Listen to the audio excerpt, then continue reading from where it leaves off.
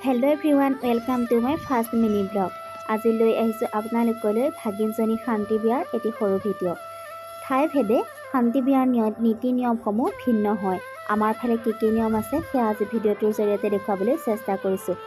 এয়া আইতাকৰ দ্বাৰা পানী তোলা হৈছে আৰু পানী তুলি কটা পানীৰে কইনাগৰাকীক গা ধুওৱা হয়। ঠিক বৰ বিয়াৰ দৰে মাহীয়েকৰ দায়িত্ব কইনাগৰাকীক বাহিৰলৈ উলিয়াই আনি মাহ হালধিৰে নোৱাই থোৱাই ধুনীয়াকৈ গা ধুৱাই শুদ্ধি কৰাই দিয়া হয়। ময়ো সেই দায়িত্ব পালন কৰিলোঁ। ইফালে আকৌ আমাৰ কণমানি আছেই নহয়, আগফালে এগৰাকী কইনা আৰু পাছফালে এগৰাকী কইনা, দুয়োগৰাকীক অগা পিছাকৈ লৈ ময়ো মোৰ দায়িত্ব পালন কৰিলোঁ। এটি তামোল পুলিক তৰা হিচাপে ধৰি লোৱা হয়। তামোল পুলিটোৰ তিনিফালে তিনিডাল পেৰ দি পেৰ তিনিফালে এনেদৰে তিনিপাক ঘূৰোৱা হয়। তাৰপিছত কইনাগৰাকীক তামোল পুলিটোৰ সন্মুখত এখন বৰপিৰা দি বৰপিৰাৰ ওচৰতে আগলি কলপাত এখিলাত খেৰৰ চুমুঠি দুটা আৰু পটাগুটি এটা দি তাতেই ভৰি থৈ কইনাগৰাকীক বহিবলৈ দিয়া হয়। এয়া তিনিপাক ঘূৰোৱাৰ পিছত কইনাগৰাকী তাতে বহিল, পেডাল অঁতাই দিয়া হ'ল আৰু ঠিক বৰ বিয়াৰ দৰেই মাহ হালধিৰে নোৱাই ধুৱাই এনেদৰে গা ধুৱাই শুদ্ধি কৰা হ'ল। তাৰপিছত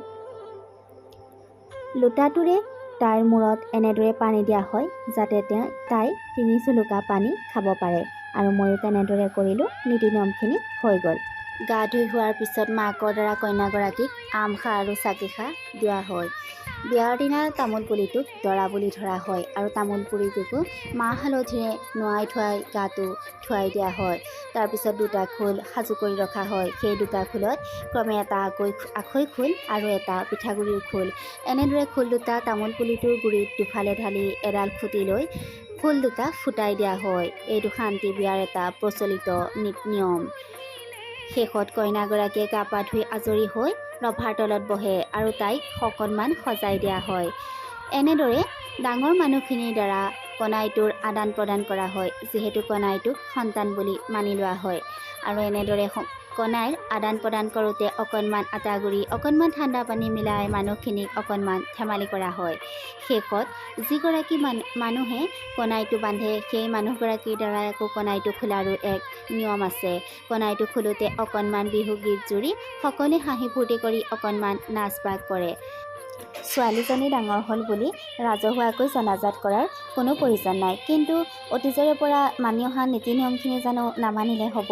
সেয়েহে আমিও ঘৰৰ ভিতৰতে এনেদৰে ওচৰৰ গোপিনী কেইগৰাকীক মাতি 7 দিনৰ দিনাই তাইৰ নিয়মটো কৰি বিয়াখন সামৰি পেলালোঁ আৰু আপোনালোককো দেখুৱালোঁ আমাৰ ফালে কেনেধৰণে শান্তি বিয়া পালন কৰা হয়।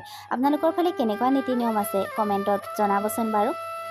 আৰু এই ভিডিঅ'টোৰ দ্বাৰাই সুন্দৰ সময়খিনি আমাৰ সাঁচি ৰাখিলোঁ। লগতে আমি যদি এতিয়াই এই নীতি নিয়মখিনি শিকি নথওঁ তেনেহ'লে পিছতনো কেনেকৈ পালন কৰিম নহয় জানো। সেয়েহে নীতি নিয়মখিনিও শিকিলোঁ আৰু আপোনালোককো দেখুৱাই দিলোঁ। যদি ভিডিঅ'টো চাই ভাল পালে তেনেহ'লে লাইক কমেণ্ট আৰু শ্বেয়াৰ আৰু ছাবস্ক্ৰাইব কৰি দিওঁ। লগতে ভিডিঅ'টো শেষলৈকে চাই থকাৰ বাবে আকৌ এবাৰ ধন্যবাদ।